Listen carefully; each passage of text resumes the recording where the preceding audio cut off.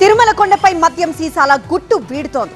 టీటీడీని అప్రతిష్ట పాల్చేయడానికి కొంతమంది కావాలనే కుట్ర చేసినట్లుగా తేల్చారు పోలీసులు.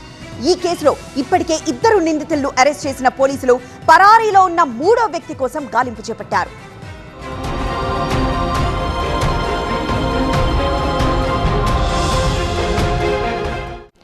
తిరుమలలో ఇటీవల కౌస్తుభం వసతి గృహం దగ్గర ఖాళీ మద్యం బాటిళ్లు కనిపించడం కలకలం రేపింది.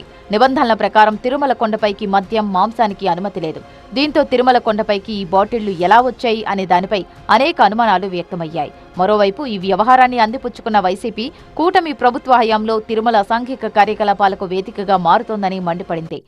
పదుల సంఖ్యలో అక్కడ మందు బాటిళ్లు, ఖాళీ మద్యం బాటిళ్లు దొరికినాయి అంటే నిఘా వ్యవస్థ ఎంత దారుణంగా ఉంది. కొండ మీద హైందవ ధర్మాన్ని కాపాడుతాము అని చెబుతున్నటువంటి వీళ్ళు రోజు అదే మాటే, మేము హైందవ ధర్మాన్ని కాపాడుతాం, మేము ధర్మాన్ని పరిరక్షిస్తాం, మేము తిరుమల యొక్క ఆధ్యాత్మికతను ఆకాశానికి తీసుకువెళ్తాం, ఇలాంటి మాటలు చెప్పటమే తప్ప ప్రతిరోజు ఏదో ఒక రకమైనటువంటి అపచారం జరుగుతూనే ఉన్నది.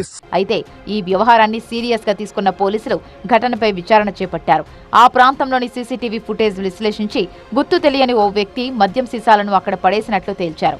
ఎక్సైజ్ డిపార్ట్మెంట్ సహకారంతో ఖాళీ సీసాలపై ఉన్న లేబుల్స్ ఆధారంగా నిందితులు మద్యం బాటిళ్లను కొనుగోలు చేసిన లిక్కర్ షాపులను గుర్తించారు.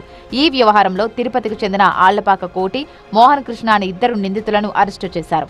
వారి నుంచి ఈ నేరానికి ఉపయోగించిన 2 మొబైల్ ఫోన్లు, 1 కారు, ల్యాప్టాప్ ను స్వాధీనం చేసుకున్నారు. సీజ్ చేసిన ఫోన్ను ఆధారాల కోసం ఫోరెన్సిక్ ల్యాబ్ కు పంపించినట్టు పోలీసులు ప్రకటించారు. కేసులో పరారీలో ఉన్న మరో నిందితుడు నవీన్ ను పట్టుకునేందుకు ప్రత్యేక బృందాలు ఏర్పాటు చేసినట్టు చెప్పారు.